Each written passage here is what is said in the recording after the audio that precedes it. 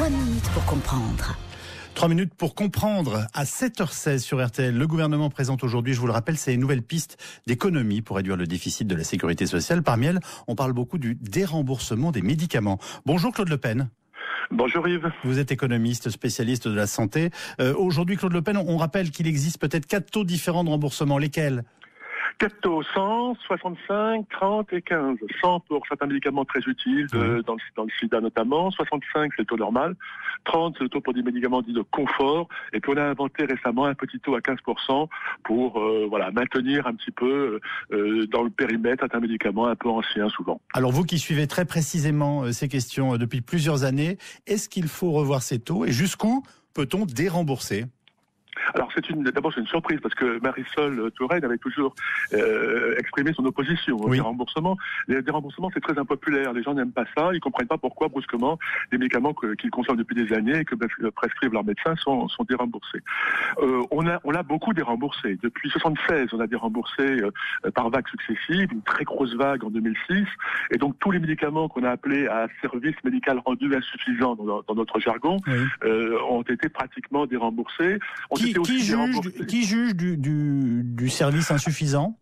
Alors il y a une commission qui s'appelle la commission de la transparence, qui est à la Haute Autorité de Santé, qui est une commission d'experts, de médecins exclusivement, qui établit un petit peu si un médicament mérite d'être admis au remboursement. On a aussi déremboursé des médicaments pour des raisons de sécurité. Par exemple, les pilules de 2e ou 3e génération, c'était remboursé, non pas parce qu'elles rendent un service médical insuffisant, mais parce qu'on les juge un peu dangereuses.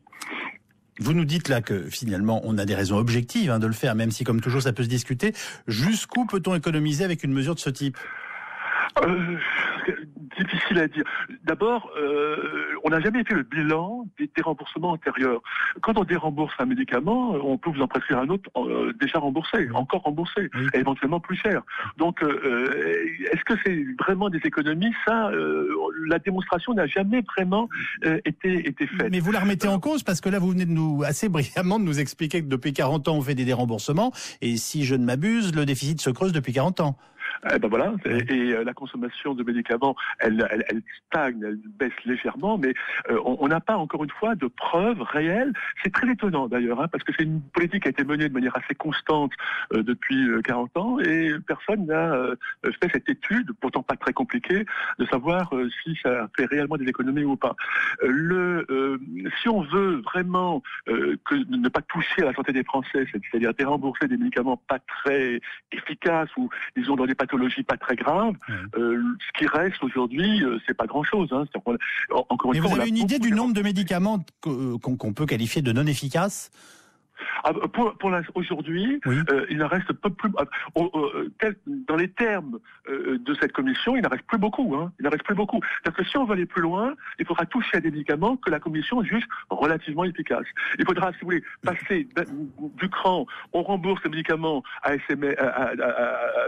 service médical rendu insuffisant, à des médicaments à service médical modéré. Quand vous me dites peu, excusez-moi, mais ça excite la curiosité, Claude Le Pen. Ça veut dire quelques-uns, des dizaines ou des centaines, parce que... Non, des dizaines. Peut-être même pas des dizaines. Alors on est vraiment dans l'ordre résiduel.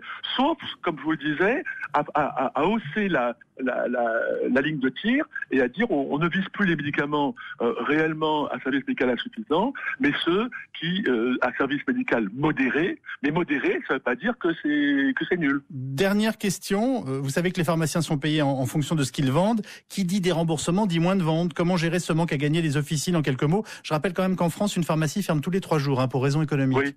Oui, ça c'est un problème que les Français connaissent peu. La crise de l'officine, les revenus baissent, les marges commerciales baissent, le nombre de pharmacies baisse, et c'est vrai que les déremboursements en général, quand un médicament est déremboursé, les ventes chutent dans la journée de 80%. Réaction immédiate. Alors les prix sont un peu plus élevés parce que comme c'est plus remboursé, les prix sont libres, mais disons c'est réellement un coup dur porté disons à la distribution pharmaceutique qui s'en plaint beaucoup. Mais je crois effectivement que il faudra un jour réfléchir à l'avenir des officines dans ce pays. Merci Claude Le Pen, économiste de la santé.